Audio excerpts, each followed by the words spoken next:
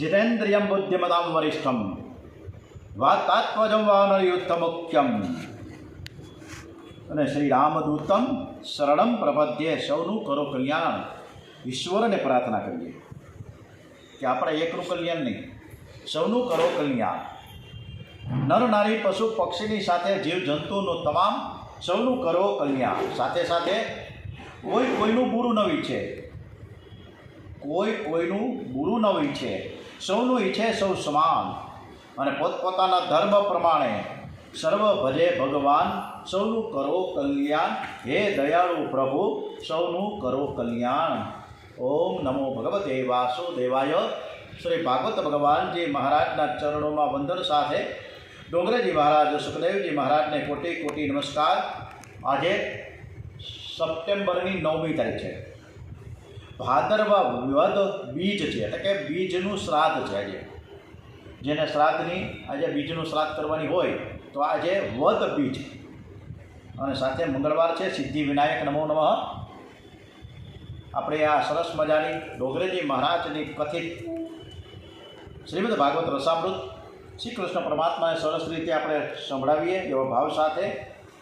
ઓમ નમો ભગવતે વાસુદેવાય. શ્રી કૃષ્ણ કન્યા લાલ કી જય. ઓમ નમો ભગવતે વાસુદેવાય. ધીમે ધીમે બાલકૃષ્ણલાલ મોટા થતા જાય છે. હવે તો બાલકૃષ્ણલાલ તો ઘૂંટડીએ ચાલવા લાગ્યા છે. કનૈયો ઘૂંટડીએ ચાલતો ચાલતો ગૌશાળામાં જાય. કનૈયો ગૌશાળામાં આવે છે ને ત્યારે ગાયો બધી રાજી રાજી થઈ ગઈ. યશોદામાને થોડી ચિંતા થાય, કદાચ કોઈ ગાય લાલાને મારી દે તો, પણ પાછા મન વાળી દે છે કે ના ના, મારી ગાયો તો લાલાને પંપાડે છે, ખૂબ જ સાચવે છે. કનૈયો ગૌશાળામાં રમે છે. એક ગાય તાજી વિયાયેલી હતી. 3-4 દિવસ પહેલાં જન્મેલો વાછરડો ત્યાં બેઠો હતો. અડધી આંખ ઉગાડી હતી, અડધી આંખ બંધ હતી. બાલકૃષ્ણલાલ ઘૂંટણીએ ચાલતા ચાલતા ત્યાં પહોંચ્યા. વાછરડો ત્યાં પણ બેઠો હતો. લાલાને એમ થયું કે મારો ભાઈબંધ બેઠો છે, અસલ મારા જેવો જ છે. 3-4 દિવસનો વાછરડો નિર્વિકાર હોય છે. શ્રી કૃષ્ણ પણ નિર્વિકાર છે. શ્રી કૃષ્ણને કામનો સ્પર્શ નથી, તેથી જે નિષ્કામ છે તે જ ભગવાનને ગમે છે. નિષ્કામ સાથે પરમાત્મા રમે છે. લાલાને વાછરડો બહુ ગમ્યો તો લાલાએ વાછરડાના ગળામાં હાથ નાખ્યો. કનૈયો પ્યાર કરે છે, પ્રેમથી વાછરડાને રમાડે છે. પણ પેલો વાછરડો થોડો ગભરાઈ ગયો. એણે હમ્મા હમ્મા હમ્મા બોલવા લાગ્યો. ત્યારે લાલાને બહુ બીક લાગી. કનૈયો પણ મૈયા મૈયા મૈયા બોલવા લાગ્યો. વાછરડો ગાય માતાને અને કનૈયો યશોદા માતાને પોકારે છે. એકદમ સરસ તાલમેલ થયો. અને એ તાલમેલમાં યાદ આવે કે આપણે પણ તાલમેલ ઘણા વર્ષથી ભગવાન સાથે કરી રહ્યા છીએ, એટલે કથા થાય. બાકી થાય ક્યાંથી કથા? ઓહો રે તાલ મિલે નદી કે જલ મેં, નદી મિલે सागर में, सागर मिले कौन से जल में, कोई जाने ना. रे ताल मिले नदी के जल में, नदी मिले सागर में, सागर मिले गंगा सागर है कलकत्ता પાસે. દોડતી દોડતી ગંગાજી જાય, ઠેઠ કલકત્તા સુધી પહોંચી. ગૌમુખથી નીકળેલી ગંગા કેટલાક કિલોમીટર કાપીને ગંગા સાગરમાં જ્યારે ભળી જાય, ઉછળતી કૂદતી મળવા માટે શબ્દ રહે, પણ સમુદ્ર પાછો કોને મળે ખબર જ નથી. એટલે આ બધી કુદરતની ખૂબ સરસ મજાની રચનાઓ છે. મૈયા મૈયા, વાહ હમ્મા હમ્મા. વાછરડો ગાયને, કનૈયો યશોદા મૈયાને બોલાવે છે. યશોદાજી રસોડામાંથી દોડતા પહોંચ્યા. શું છે, શું થયું? આ હવે મને ઘરમાં કામ કરવા દેતો નથી, બહુ ચપળ થઈ ગયો છે. લાલાને ઉઠાવી લીધો. યશોદાજીનું શ્રીઅંગ બહુ ભારે હતું અને યશોદામાં ઘરનું કામ બહુ કરે તે લાલાને ગમતું પણ ન હતું. કનૈયો તો માને કહે કે માં, શરૂઆતમાં છોકરાઓને માં બહુ વાલી હોય, મમ્મી મમ્મી મમ્મી મમ્મીથી આગા ન રહે, પણ લગ્ન થાય એટલે મમ્મી પૂછડે ક્યાં તમારે ખબર જ નથી. પછી લાડીની પાછળ બીજા કરે. અત્યારના સંજોગો એટલા બધા વિષમ થઈ ગયા એટલે ખબર જ નથી. કોણ મા બાપ, ક્યાં છે બાપ ને ક્યાં છે મા, આ પરિસ્થિતિ અત્યારે આવી છે. ત્યારે આ ભાગવત કથામાં કાનોડાએ છેક સુધી દ્વારિકાધીશ બન્યો, રાજા બન્યો, રાજા ધીરાજ થયા, 16,108 રાણીઓના રાજા ધણી બન્યા, પણ છતાંય માને નહોતો ભૂલ્યા. યશોદાને મળવા માટે પહોંચ્યા હતા. કની હતો, માને કહે કે મા તું મને છોડીને ઘરનું કામ બહુ કરે તે મને એકલાને બહુ બીક લાગે છે. મા તું મને છોડીશ નહીં. યશોદાજી કહે લાલા હું તને ગોદમાં લઈને બેસી રહું તો ઘરનું કામ કોણ કરશે? લાલો કહે ઘરનું કામ ગોપીઓ કરશે, મારી મા જો બહુ કામ કરે ને તો થાકી જશે. કનીઓ માની બહુ કાળજી રાખે છે. એકવાર ગર્ગાચાર્યજી ફરતા ફરતા ત્યાં આવ્યા છે. ગર્ગાચાર્યજી જ્યોતિષ શાસ્ત્રમાં ખૂબ જ નિષ્ણાત છે અને અમારા પરીક્ષિત પૈકી અમારા ભક્તિબેન અશ્વિનભાઈ પારેખ પણ ખૂબ જ સરસ મજાના જ્યોતિષ શાસ્ત્ર વાસ્તુશાસ્ત્રમાં ખૂબ જ પારંગત છે. નંદ બાબાએ ગર્ગાચાર્યજીનું સન્માન કર્યું અને કહ્યું કે મહારાજ આ પાયવા તે બહુ સારું થયું.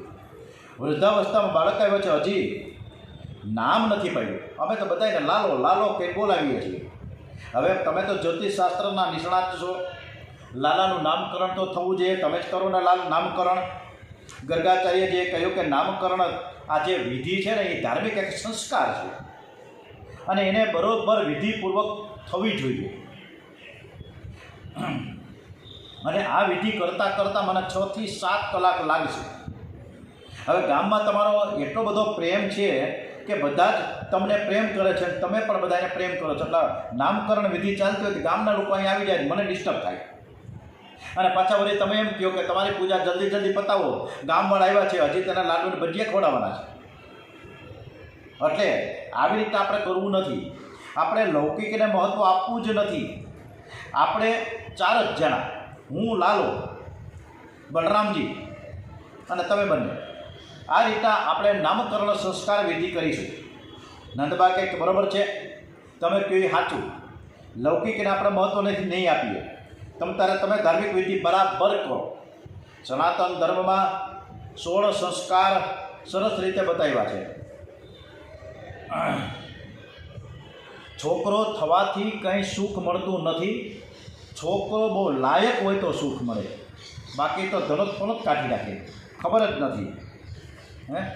અને અત્યારે કેવા બધા સંજોગો અત્યારે ઊભા થયા છે ખબર જ નથી. મા બાપને પૂછતા નથી કે ફોન કરીને 2 મિનિટ માટે, ખાલી 2 મિનિટે ફોન કરી શકતા નથી કે કેમ છો પપ્પા, તમે બરાબર દવા લ્યો છો, તમારે કાંઈ તકલીફ છે? કોઈ પૂછતું જ નથી. કોઈ પર ટાઈમ જ નથી, ક્યાંથી પૂછે? છોકરો બહુ લાયક થાય તો સુખ આપે છે. સત્પુત્ર સુખ આપે છે. છોકરો લાયક ન હોય તો વધારે ત્રાસ આપે છે. બાળક માતાના પેટમાં આવે છે તે દિવસથી એને સારા સંસ્કાર આપવાના છે, જેને આપણે ગર્ભ સંસ્કાર, પુંસવન સંસ્કાર કહીએ છીએ. લોકો પાણી ગાળીને પીએ છે, દૂધ, તેલ, ઘી એને ગાળ્યા વિના લેવું નહીં, એ એનો સંસ્કાર છે. આ સંસ્કાર કરવાથી શુદ્ધિ થાય છે. સંસ્કાર કરવાથી નવી શક્તિ આવે છે. પહેલાં દૂધમાં આપણે પાસર ને બેસર ને પવાલું લઈ જતા મારી બા, અને પછી ગળણું લઈને જાય. એટલે જો દૂધવાળા ભાઈ ને પેલા ગળણ રાખી અને દૂધ એમાં ગાળીને પછી આપણે, હવે તો સીધી કોથળી જ છે, પ્રશ્ન જ નથી ગાળવાનો, ડાયરેક્ટ સીધી તપેલીમાં.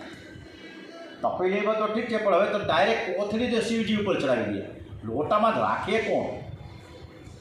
શિવજી મહારાજે તો થોડીક વાર તો દાંત કાઢે કે માણસે બરાબર પાયકા બરાબર. માનવ કોઈ વખત પશુના જેવું બોલે છે, કોઈ વખત પશુના જેવી ક્રિયા પણ કરે છે. એ કોઈ જન્મમાં પશુ હતો તેથી તેને આવા સંસ્કાર મળ્યા છે.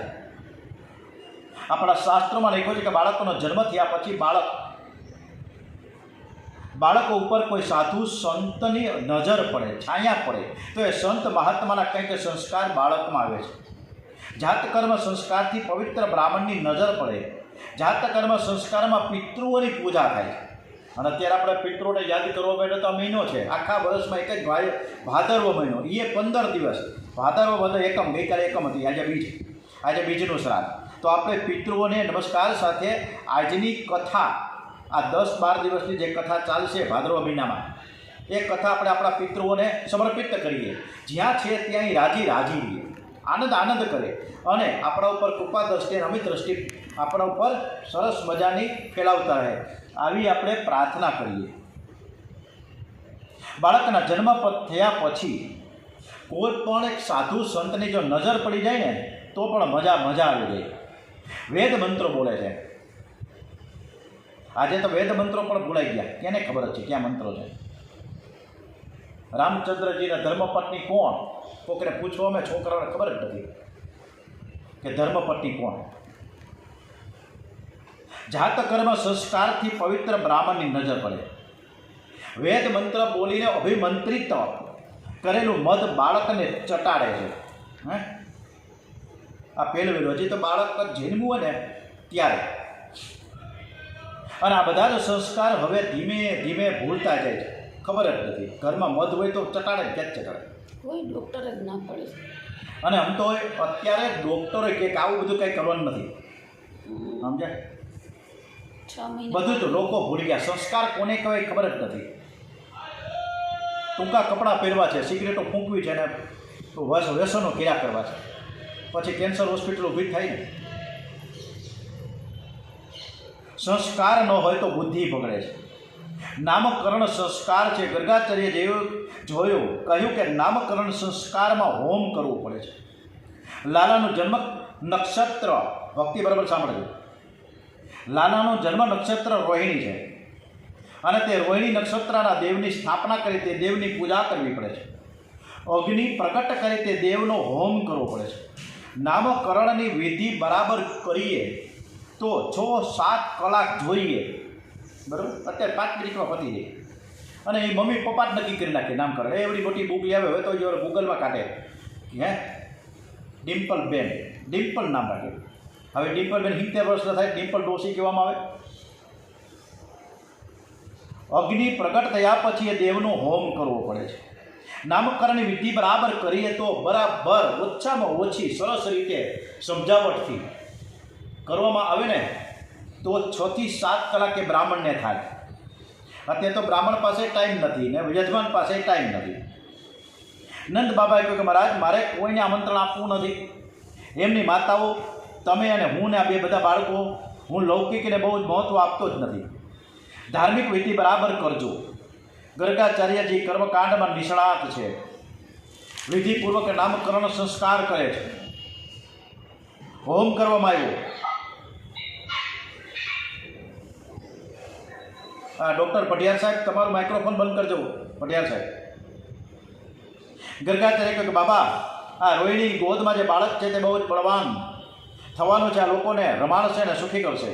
આ બાળકનું નામ હું રાખું છું બલરામજી. બોલે શ્રી બલરામજી મહારાજ કે જાય. આ યશોદાજી ગોદમાં છે અને એ તમારો બાળક છે. બાબા, એ તો જુગ જુગના રંગ બદલતો જ આવશે અને બદલતો આવ્યો છે. સતયુગમાં એનું શુક્લ સ્વરૂપ હતું, ત્રેતાયુગમાં રક્ત સ્વરૂપ હતું અને દ્વાપર યુગમાં મેઘના જેવો શ્યામ થયો છે. આ બાળકના નામ અનંત છે, એના ગુણ પણ અનંત છે. એકવાર વસુદેવજીને ત્યાં પ્રકટ થયો હતી, કેટલાક લોકો એને વાસુદેવ કહે છે. આ બાળક સર્વનું આકર્ષણ કરે છે, તેથી એનું નામ રાખું છું હું શ્રી કૃષ્ણ. યશોદાજીએ પૂછ્યું કે મારા લાલાના જન્માક્ષરમાં ગ્રહો કેવાક પીડા છે? ગર્ગાચાર્ય જોઈને કહ્યું કે માં, ગ્રહો બધા જ સારા છે. લાલાના જન્માક્ષરમાં 3 ગ્રહ તો એવા ઉચ્ચ કક્ષાના છે, 5 ગ્રહ એ શોક ક્ષેત્રના છે. આ મોટો બધો રાજા થશે. લક્ષ્મી એના ચરણમાં આ રહેશે, એની કીર્તિ બહુ જ વધશે. આ સર્વનું કલ્યાણ કરશે અને સર્વનું રક્ષણ પણ કરશે, લોકોનો ઉદ્ધાર કરશે. આ બાળક પ્રતાપી થવાનો છે. યશોદાજીનો શુદ્ધ પ્રેમ છે. યશોદાજી કહે છે કે મહારાજ, તમે તો બધું જ સારું જ બોલો છો, કાંઈક નબળું કંઈ હોય તો કહો તો ખરા, ખબર તો પડે. એના વિશે આપણે કંઈક આગળ તો વધીએ. ત્યારે લાલાના જન્માક્ષરમાં કોઈ ખરાબ ગ્રહ હોય તો અમે એને નિવડો લાવી શકીએ, નિરાકરણ કરી શકીએ. ગર્ગાચાર્ય વિચારીને કહ્યું કે માં, લાલાના જન્માક્ષરમાં 8 ગ્રહ બહુ સારા છે, પરંતુ 1 ગ્રહ બહુ ખરાબ છે. રાહુ નીચ ક્ષેત્રનો છે. યશોદામૈયા ગભરાઈ ગયા અને કહ્યું કે મહારાજ, તમે આજ્ઞા કરો તો હું 12 બ્રાહ્મણોને રાહુનો જપ કરવા બેસાડી દઉં. રાહુ મારા લાલાને કંઈ ત્રાસ આપશે? ગર્ગાચાર્ય કે માં, ખાસ કોઈ જપ કરવાની જરૂર નથી. લાલાને બહુ ત્રાસ આપે તો એ એવો રાહુ એ ખરાબ નથી. અમારો તો એવો સિદ્ધાંત છે કે જે પુરુષના જન્માક્ષરમાં સપ્તમ સ્થાનમાં નીચ ક્ષેત્રમાં રાહુ પડે તે પુરુષ અનેક સ્ત્રીઓનો ધણી થાય.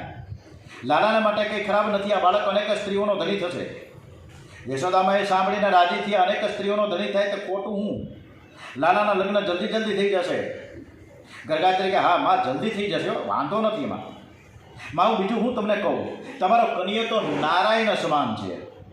હે, તમારા ઘરમાં જે નારાયણ ભગવાનનું સ્વરૂપ છે એવો નાનકડો રૂપકડો આ તમારું બાળક છે, લાલો કનૈયો. ગરગાચાર્યે કહ્યું કે આ બાળક નારાયણ ભગવાન જેવો થશે.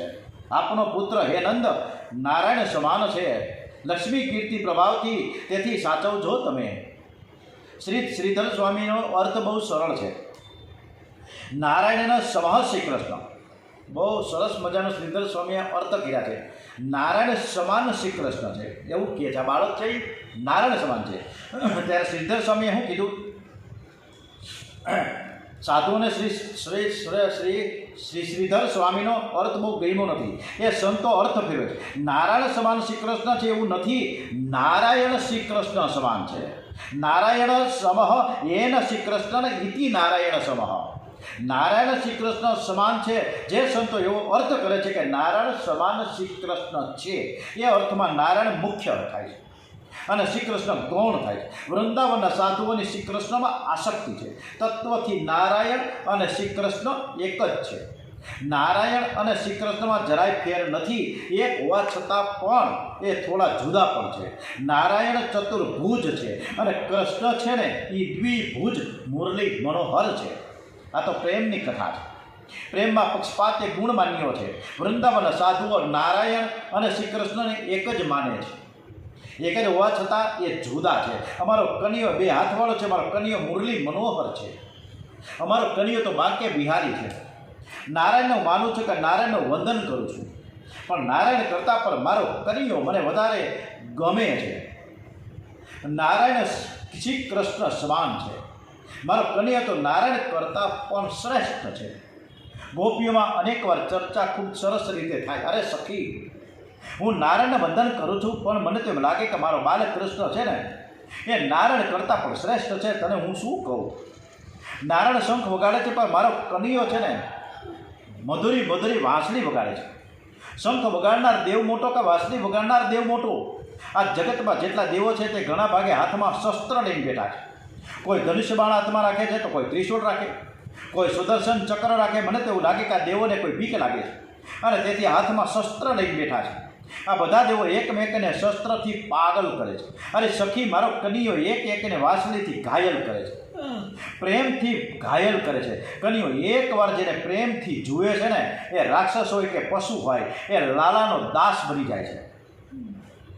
એનામાં પ્રભુનો પ્રેમ જાગે છે. એ આંખથી ઘાયલ કરે છે, એની આંખમાં પ્રેમ ભરેલો છે. મારો કનૈયો મને નારાયણ કરતાં પણ વધારે પ્યારો લાગે છે. નારાયણમાં 60 ગુણ છે, પણ મારા બાલ કૃષ્ણલાલમાં તો 4 વધારે છે, એટલે કે 64 ગુણો છે. શ્રી કૃષ્ણમાં નારાયણ કરતાં પણ 4 ગુણ વધારે છે. શ્રી કૃષ્ણની વેણુ માધુરી, શ્રી કૃષ્ણની રૂપ માધુરી, શ્રી કૃષ્ણની સેવા માધુરી, શ્રી કૃષ્ણની લીલા માધુરી, એ 4 ગુણ નારાયણ કરતાં પણ વધારે છે. કનૈયો જેવી વાંસળી વગાડે એવી વાંસળી કોઈ વગાડી શકે નહીં. કનૈયો જેવી લીલા કરે એવી લીલા કોઈ કરી શકે નહીં. ગોપીને ઘેર કનૈયો જાય અને ગોપીને કહે કે તારું માખણ મને બહુ ભાવે છે, તારા ઘરની છાશ મને બહુ મીઠી લાગે છે. ગોપી લાલાને કહે કે લાલા, મારા ઘરની જેવી તારે છાશ જો પીવી જ હોય ને તો તું થોડુંક નાચ મારી સામે. અને કનૈયો ગોપીના કહેવાથી ત્યાં નાચવા લાગે. આ વૈકુંઠના નારાયણને કોઈ કહી શકે કે તું નાચ?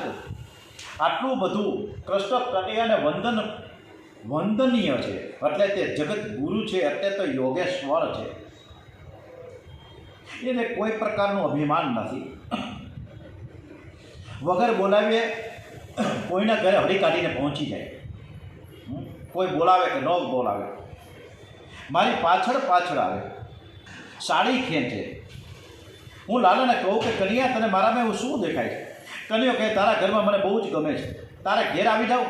અરે સખી, કનૈયો જેવી લીલા કરે એવી લીલા તો વૈકુંઠના નારાયણ પણ કરી શકતા નથી. શ્રી કૃષ્ણની લીલા માધુરી કંઈક અલૌકિક છે. એક ગોપી દહીં વેચવા નીકળી. ઘરમાંથી સંકલ્પ કરેલો કે આજે રસ્તામાં મને કનૈયો મળે તો લાલાને હું ઘેર લાવી માખણ આરોગાવીશ. આ વિચારમાં તન્મયતા થઈ. એની આંખમાં કૃષ્ણ, એના મનમાં કૃષ્ણ, એની બુદ્ધિમાં કૃષ્ણ. બજારમાં ગયા પછી બોલવાનું કે માખણ લ્યો ભાઈ, માખણ લ્યો. બજારમાં નીકળી પણ માખણ શબ્દ યાદ જ ન આવ્યો, ભૂલી ગઈ. અને ભૂલથી એવું બોલે કે એ ભાઈ, એ બહેન માધવ લ્યો ભાઈ, માધવ લ્યો ભાઈ, માધવ લ્યો. આ વ્રજની નારી, આ ગોપી માધવ લ્યો રે, માધવ લ્યો. કૃષ્ણ ભગવાન મનમાં બોલવાય કે આ મને વેચવા નીકળી છે કે શું? ભારી જબરી છે કે. આમ સતત સ્મરણ કરતી જ્યારે બાલકૃષ્ણ લાલને મગજમાં રાખીને એ જતી હોય ત્યારે છુમ કરતો એ કાનડો ગોપીની પાછળ ચાલે. ગોપી શ્રી કૃષ્ણના સ્મરણમાં તન્મય થઈ જાય છે. ખબર નથી પડતી કે કોણ મારી પાછળ આવે છે, કોણ મારી સાથે ચાલે છે. લાલો સાડી પકડે, કહે કે મને તું માખણ આપ, હું ગોકુળનો રાજા, તું મને કંઈક દાણ આપ. ગોપી લાલાને ચીડવે છે કે તું શાનું ગોકુળનો રાજા? ગોકુળના રાજા તો દાઉદજી ભૈયા છે, તને હું માખણ નહીં આપું. મને છોડ, પણ કનૈયો છોડતો નથી. કોઈ દેવમાં એવી તાકાત છે કે રસ્તે કોઈ સ્ત્રી જતી હોય અને કોઈ સાડી પકડે કે અથવા તો કોઈ હાથ પકડી શકે અને કદાચ પકડવા જાય તો બે ધોલ ધપાટ થાય, સીતા જેલ ભેગા. પર સ્ત્રીથી દેવોને સંકોચ થાય કે કદાચ હું એવી રીતે કરીશ કે લોકો મારી પૂજા કરશે નહીં. પર સ્ત્રીથી બધા ગભરાય છે. કન્યા માટે કોઈ પર સ્ત્રી નથી. કન્યો તો કહે છે કે હું તો બધાનો છું, બધા જ મારા છે. કન્યો ગોપીનો હાથ પકડે, ગોપીની સાડી પકડે ને કહે કે હું તને નહીં છોડું. ગોપી કે લાલા, હું મોટા ઘરની છું, તું આવી રીતે કરે ઠીક નથી, મારે ઘેર જવું છે. ગોપી તો લાલાને છોડીને જવા લાગી. એ જાણે છે કે એને મારું માખણ ભાવે છે. એ થોડું ચાલે ને પાછળ જુએ કે કનૈયો આવે છે કે નહીં. એને ઘેર મારે લઈ જવો છે. રસ્તામાં એક પથ્થરો પડેલો લાલાએ ઉઠાવ્યો અને ધીમેકથી સંતાડીને પાછળ જવા લાગ્યો. ગોપીની આંખ શ્રી કૃષ્ણના મુખારવિંદમાં સ્થિર થઈ. લાલાના હાથમાં શું છે દેખાતું નથી. ગોપીએ લાલાને રસ્તામાં માખણ આપ્યું નહીં. લાલાને રીસ ચડી, નારાજ થઈ ગયો. લાલાએ ગોળી ઉપર પથ્થરો ફેંક્યો, દહીં ઢોળાઈ ગયું, માખણ ઢોળાઈ ગયું, ગોપીની સાડી બગડી ગઈ. કનૈયો દોડતો ઘેર આવ્યો. યશોદામૈયા પૂછે છે કે બેટા કેમ દોડતો આવ્યો છે? લાલો કે માં, એક ગોપી છે ને એ વાઘણ જેવી છે, એ મારી પાછળ પડી છે. યશોદામૈયા પૂછે કે પણ બેટા તે તો તું કાંઈ કર્યું તો નથી ને? લાલો કે મેં કાંઈ કર્યું જ નથી, હું તો ડાયો છું, હું તો તમારો દીકરો, મને કાંઈ ખબર જ નથી. કન્યો ડાયો ડમરો થઈ યશોદામૈયાની ગોદમાં જઈને છાનો મૂલો લપાઈ ગયો. ગોપી આવીને ફરિયાદ કરી કે માં, તમારા કાનુડે મારી સાડી બગાડી નાખી. તમે જુઓ, દૂધ ને દહીં ને માખણ ને બધું ફોડી નાખ્યું. આવું તોફાન કરે. કનૈયો આ ગોળી ફોડે. યશોદાને ઠીક લાગ્યું નહીં, વઢવા લાગ્યા. કાનુડાને કહે તે આ બરાબર નથી કર્યું, કોઈની ગોળી આવી રીતે ફોડાય નહીં. અને દૂધ દહીંને બધું ઢોળાઈ ગયું, આની સાડી બગડી ગઈ, તું જઈને સાફ કરજે. લાલાએ કહ્યું કે માં, ગોપી કંજૂસ છે, તમને ખબર નથી. 2-3 દિવસનું વાસી દહીંને નીકળી હતી વેચવા, અને પછી કોઈ એને ખાય તો માંદા પડે કે ન પડે? અને હું પાછો આરોગ્ય પ્રચારક મંડળનો અધ્યક્ષ પ્રમુખ છું. એટલે આ જગતમાં જેટલી સંસ્થાઓ સભાઓ છે એની અધ્યક્ષ કૃષ્ણ ભગવાન છે.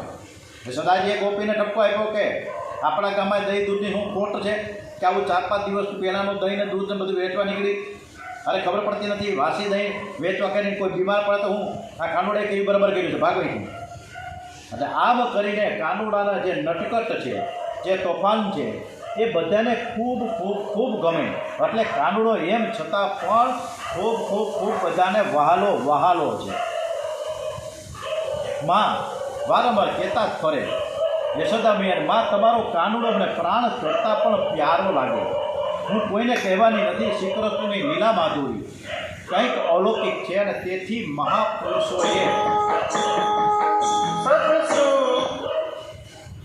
મહાપુરુષોને સમાધિ આપી દે. એ કૃષ્ણ લીલામાં તન્મય થયા છે. ગર્ગાચાર્યજી યશોદા મૈયાના લાલાના જન્માક્ષર જોઈને કંઈક માં, આ બાળક બહુ જ પ્રતાપી થશે, સૌને સુખી કરશે, તમે એને સાચવજો. યશોદાજીએ ખૂબ જ હાથ જોડ્યા છે ગર્ગાચાર્યજીને. ગર્ગાચાર્યને કહ્યું, મહારાજ એ તો બધું ઠીક છે કે તમે હવે ભોજન કરો.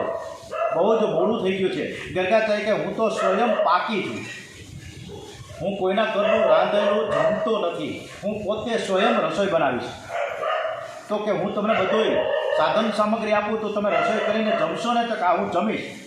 અને હવે આવતીકાલે બુધવારે ગરગાચાર્યજી રસોઈ કરે છે, રસોઈ કરીને જમવા બેઠા છે. જમશે કે નહીં ખબર જ નથી. અને પ્રભુ પરમાત્માને પોકારશે, આવશે પ્રભુ પરમાત્મા એની સમક્ષ, ખબર નથી. આવતીકાલે કથા ખૂબ સરસ મજાની ગરગાચાર્યજીની કથા આપણે શાંતિથી આવતીકાલે એકદમ એક આસન ઉપર બેસીને એકાગ્ર ચિત્તે સાંભળશું. ત્યાં સુધી આ કથાને વિરામ આપીએ. ઓમ શ્રી કૃષ્ણ કનૈયા લાલ કી જય. ઓમ શ્રી બાંકે બિહારી મહારાજ કી જય. શ્રી ડોંગરેજી મહારાજ કી જય. ઓમ શ્રી ગણપતે નમો નમઃ. ઓમ શ્રી હનુમાનજી મહારાજ કી જય. શ્રી સોમનાથ મહાદેવ કી જય. ઓમ શ્રી ભારત માતા કી જય. વંદે વેદ માતરમ ભાગવત ભગવાનજી મહારાજ કી જય. ઓમ નમો ભગવતે વાસુદેવાય. ઓમ નમઃ પાર્વતી પતે. હર હર હર હર મહાદેવ હર.